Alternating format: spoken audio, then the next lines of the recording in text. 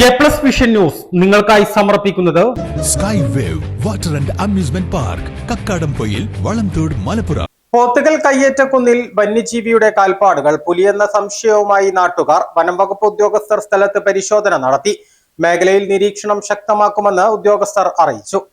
പോത്തുകൽ കയ്യേറ്റക്കുന്ന് പടുത്തുകുളങ്ങര നിഷാദിന്റെ വീട്ടുമുറ്റത്താണ് വന്യജീവി എത്തിയത്. ഇന്ന് പുലർച്ചെ 1 മണിയോടെ വളർത്തുനായ ഓടി വീട്ടിനുള്ളിലേക്ക് കയറി ഒച്ചയുണ്ടാക്കിയിരുന്നു.